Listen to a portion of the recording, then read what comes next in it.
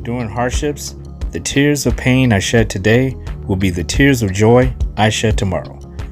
I'm Coach mjdtiger, certified life coach and mentor, and we are on this journey together to find peace, passion, and purpose by enduring hardships and not getting knocked down and staying there, but to rise and to be more than we were the moment before and to grow in the next moment. And we can do that by focusing on our self-love, self-respect, self-control, and to bravely and boldly embrace who we are unconditionally. And if no one has told you this today, I love you. You deserve to hear that. Salute to you all. The brave never fall. Learn, laugh, and level up.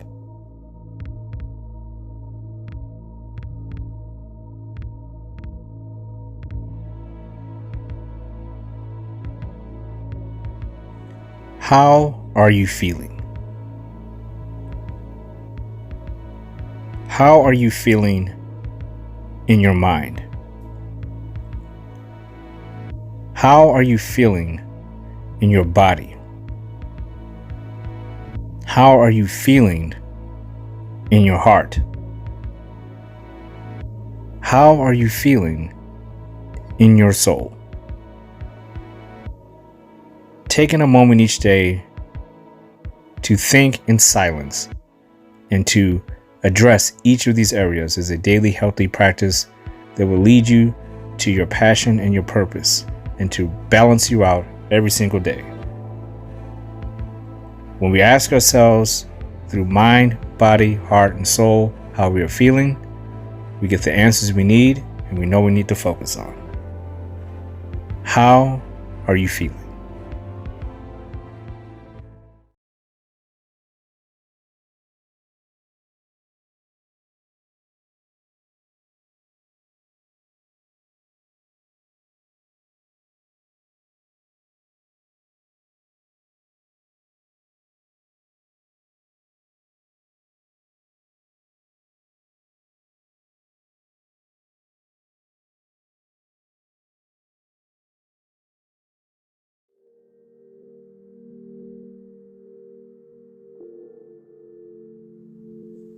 Trust yourself. Trust that you have it within you to get through the next moment. Trust that whatever is beyond your control, whatever is beyond the reach and the scale of where your mind, your body, your heart, and your soul can endure in this moment, trust that what's beyond you doesn't matter. What's behind you doesn't matter. What matters is this moment. Trust that you are strong enough to endure the next moment, the next obstacle, the next test, the next mountain, the next volcano. Trust yourself that you are making the right decisions and that you will stand tall and bravely and boldly endure the consequences of those decisions. Trust yourself that you are more than what your limited beliefs are telling you. Trust yourself that you are capable of being in a loving, healthy, non-toxic relationship. Trust yourself that you are everything you know you were born to be. Trust yourself that you will go further than you ever imagined through discipline, self-love, and self-control. You are here now. Trust yourself.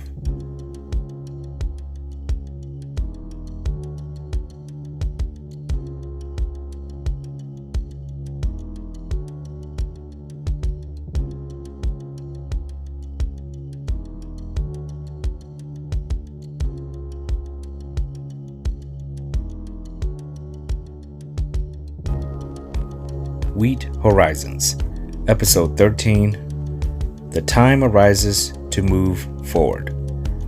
And we continue the narrative that I've been creating with this whole valley theme of moving forward towards the new mountains and volcanoes you're going to be facing in the future, which really in reality is just all of the things that any human being will face every single day, every week, every month, every year, every decade.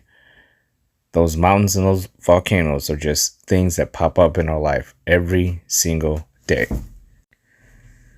But we can't just stand there and look at the horizon, look at the mountain, look at the volcanoes, look at all the things that we're going to face ahead of us. At some point, we have to start moving. Regardless of what happened to us in the past, regardless of what may happen to us in the future, in this moment, we have to start moving. And when that time comes, it may be when we're not completely ready. We talked about facing preparation expectations. We talked about focusing on the trek in the previous 2 podcasts. But life is unpredictable. We don't always get to pick and choose when it's time for us to start moving again. And sometimes, a lot of the times, we have to keep moving or initiate the movement again, moving forward, without feeling as if we are fully prepared to move forward. Which is why I focus so much on the previous podcasts, the previous 2 podcasts. If you haven't listened to those, I encourage you to listen to those. That would be 12 and 11. Listen to those and then listen to this one because it builds up to this one. You've faced so much already, and you can only prepare so much. At some point, you have to start moving. When that time comes, how do you know you're ready enough? Because that can be the biggest challenge. And that is what plants seeds of doubt in our minds, in our bodies, our hearts, and our souls. We start doubting ourselves that we're ready. This is where procrastination starts to kick in. Instead of moving forward, you stand there and say, if I just give myself one more day, I'll be ready. If I give myself one more week, I'll be ready. I'll finally find the discipline somewhere, the encouragement somewhere, the motivation, the inspiration, the passion, the purpose to go ahead and take that first step, which will become, as Lao Tzu says, 1,000 miles of walking. A trek that will bring all types of obstacles and new friendships and new opportunities to continue growing or regress. And then we end up right back where we started or not moving at all. Being brave enough within yourself to look at that horizon and say, I'm not fully ready. I know I'm not fully ready, but I'm ready enough, and I'm going to go ahead and start walking. I'll figure out the rest as I go along. The essential things that I need, I have. The things that I'm scratching my head about and I'm saying, I wonder if I forgot it, or I wonder if I worked on it enough. I wonder if I got enough knowledge and wisdom in this particular area. I wonder if I'm emotionally stable enough to handle this particular scenario or that particular scenario. Those things will figure themselves out as you go along.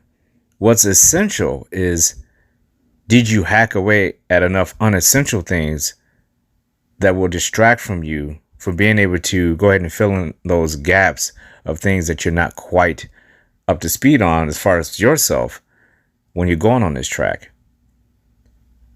When you go on any path or any journey in life, every day there's a new path, there's a new journey, a new trek, every single day.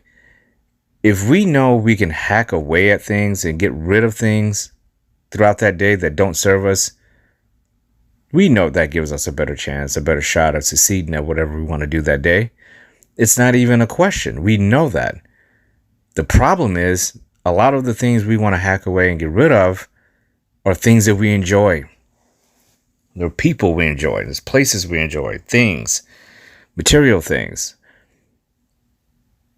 We get attached to them. And knowing that they serve us no more, knowing that they don't service us well enough to stay in our lives, and we should jettison these things, these people, these places. We hold on to them.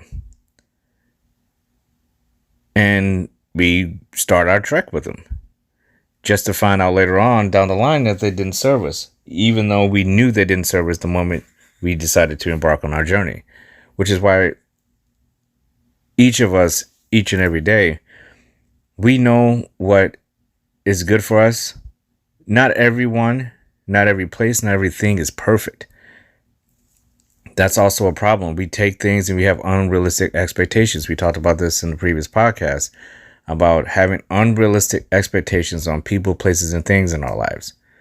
The people that should be in our lives, we take for granted, and often sometimes we discard these people. We get rid of them.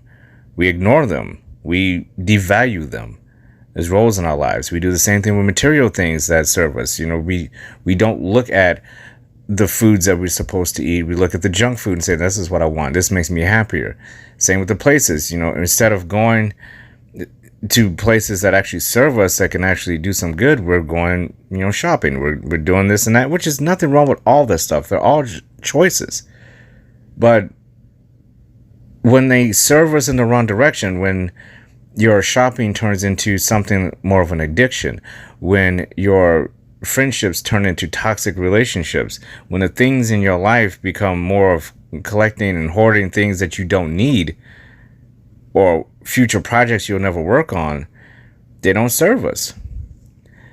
And we're all guilty of this. We're all guilty of this. This is why I say it's all a work in progress on these treks. You can't figure all this out before you start the journey. You have to figure some of it out as you go along. I am guilty of it as anyone else. We all have people, places, and things in our lives that we devalue and that we value too much for the wrong reasons. And it's up to us to sort out all of those things.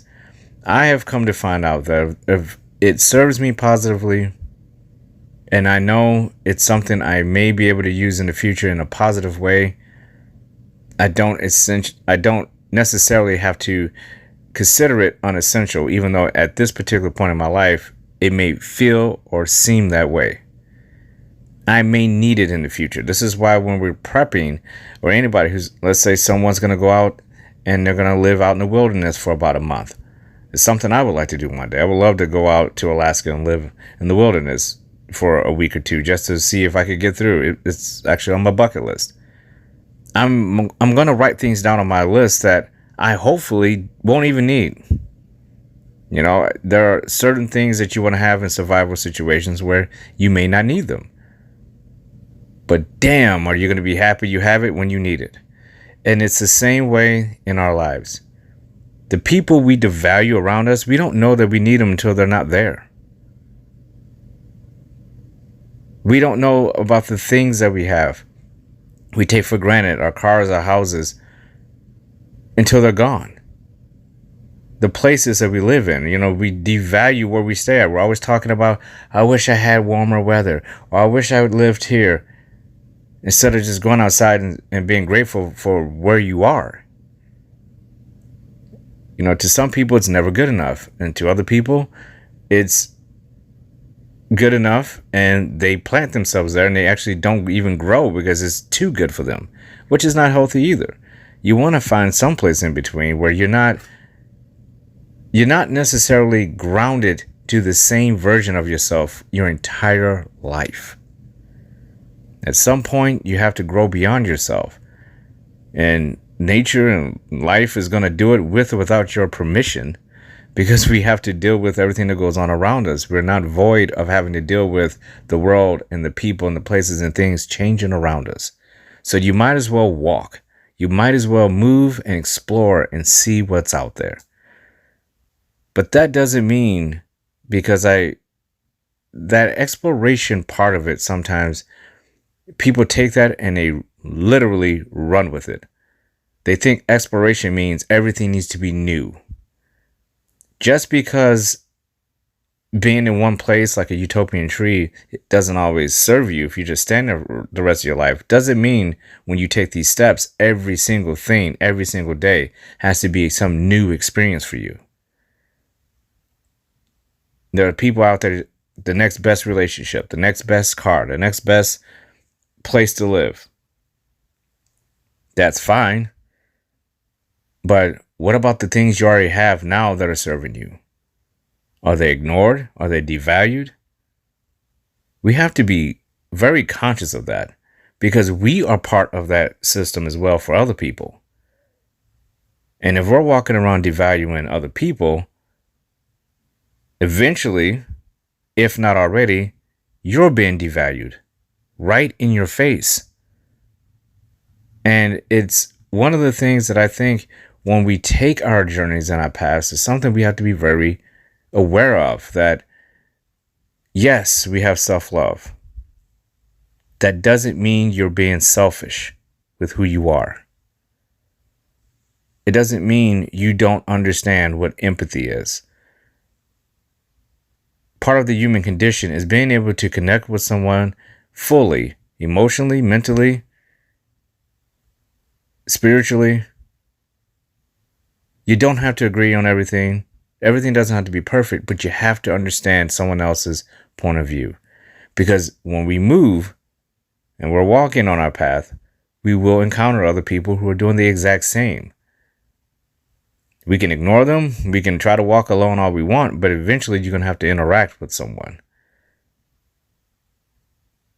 And we're not always guaranteed that the people we interact with are going to be aligned with us.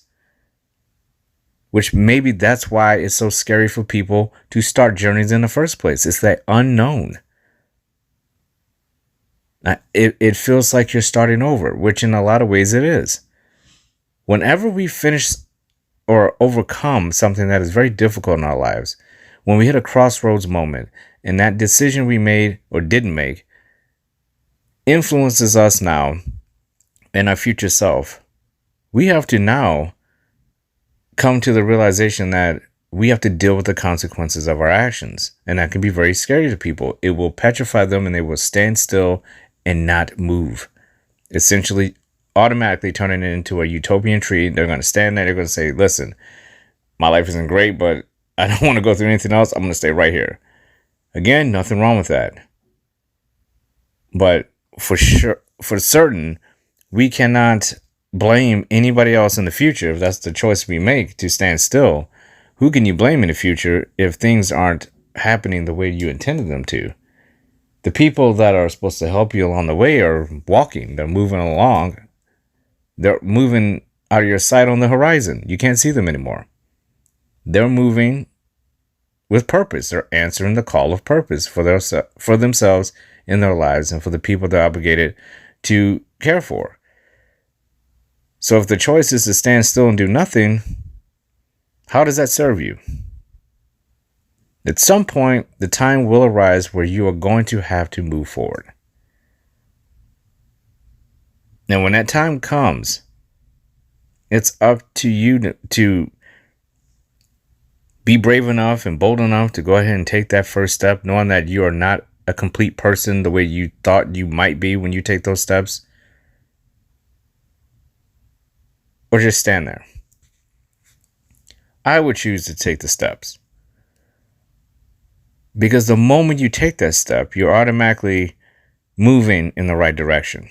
Because you're not going backwards and you're not standing still. You're moving forward. And that is the definition of progress. Even with one step, you made progress. A lot to go. A lot further trek to be had. But the progress has already been made with the very first step. And you will learn along the way. And that's what's so great about life. We don't have to be perfect to take that first step. We don't have to be complete to take that first step. And these things apply to all areas in our lives. We don't have to be perfect to be in a relationship. We don't have to have every perfect thing that we can find. We don't have to live in the perfect location. Why? Because we can find all of those imperfections within ourselves. Therefore, our outside world is not going to be perfect. If we're perfectly imperfect, how can we expect other people, places, and things to be perfect? We're wanting and hoping for things, people, and places in a way where we will never be ourselves. We can't ask for perfection coming from an imperfect mind, body, heart, and soul human. We have to accept the fact that being incomplete is actually a positive. It means you have room to grow, to understand, to ask yourself questions, to be able to learn from different people. This is what life is all about. It's not always about the perfect alignment with your soulmate. It's not always about the perfect acquisition of all the material things you can acquire in life. It's not always about the perfect location for you to live out the rest of your days in harmony and bliss. Sometimes the perfection comes in the imperfections. The perfections come in the fact that we can grow each day, and the fun and the excitement of knowing you can learn something new, that you can enter a better relationship, that you can have things in your life that actually serve you and have use, to not go to just one place and plant yourself, but to explore this world. Those are much better options. Instead of sitting there or standing there hoping that somebody walks up and gives you a hand because you haven't moved anywhere, you've procrastinated, you don't know what to do to prepare. Because you can't prepare because you've made it up in your mind that you're not going to go anywhere in the first place. So what's the point of preparing? We know people like this. We all know people like this. These are the people who reach for the stars while looking at the ground. These are the people who will make up every excuse in the book to justify their unhappiness. These are the people who will blame other people for the reasons why they're standing still. These are the people who will punish themselves internally for all the external BS that they're showing, knowing full well that a choice to go in the opposite direction through movement, moving forward, the choice is there. They're just choosing not to do it. Again, inaction. No accountability, no ownership. If you're listening to this, I believe you're better than that. I believe the ownership and accountability that you have within yourself is more than enough right there to get you to a point where you know, prepared or not, you're going to be okay because you're accepting the responsibility of the consequences. If you start moving and you choose to go at this point in time forward with anything in your life, anything that you've been wanting, anything you've been a goal or a decision you want to make, first of all, we have to trust ourselves and trust our intuition that what we're looking for is the right thing in the first place, because there's no point in taking steps towards something that is completely wrong. But we don't know that because we can't see into the future. So all we can do is go off of our intuition and how we trust ourselves. And it's important to understand that just because we trust ourselves and we have what we believe to be good intuition, that does not mean we're going to succeed. And that is the scary part about moving forward, is that there is no guarantee of success. But we can get as close to success as we possibly can, if we want to, by making sure that our heart is in the right place, our mind is in the right state. Spiritually, we're doing what we say we are going to do, not to just ourselves, but to others. We are going to be who we truly are all the time, genuine. We have goals to work towards, no procrastination involved, no drama involved, no excuses. Move forward and accept what happens as far as consequences are concerned. Those consequences give us anxiety. This is why a lot of people don't move. The very thought of failure petrifies them and they just stand still. Or they make a horrible decision that doesn't serve them. They start hacking away at the unessential but the things that they're hacking away at are things that actually would serve them. And they find out later down the line on their trek that, oh shit, I jettisoned someone that I should have had by my side. I got rid of that tool that I really freaking needed at this point in time. I should have made a left turn and gone to this place over here and somehow ended up over here because I didn't trust myself. We know all of that is going to be there at some point. And if you look at that and you start trying to figure those problems out before they even occur, you're never going to go anywhere. You have to just go forward and accept the fact that it's going to happen. You may make good decisions over here. You may make bad decisions over here. But that's why we have things called detachment. When those moments happen, we need to instantly identify the role we played in it and how we can turn it around so we don't make that mistake again. Or if it's a success, we can say through detachment, what did I do right? And now how can I build upon the success? The success is going to be there if we are in the right mindset to even understand what the success is. Because it's real easy to be pessimistic. It's real easy to miss the wins because we're so afraid of the failures that may surround those wins. We focus too much on the negativity as human beings. Glass half empty mentality. The glass is half full. If you have one win and 5 losses, you still won somewhere. What did you do to win? And what could have you done? What could you have done better in those failures and those losses? And that's the biggest thing, is learning from those failures and losses. We can repair whatever went wrong in those failures. Whatever was broken can be repaired and turned into a positive, something completely different if need be. But we can't just have a failure and a loss, look at the broken pieces and not even attempt to reassemble it into something that we can use positively. And that's when you know it's time to move forward. Because a lot of times we don't have a choice. We are pushed forward. The momentum is coming from other people, places, and things. We have no choice but to move. But if we do have a choice, you know when it's time to go, when you can start answering those questions. What if? It's like, what if doesn't matter. When?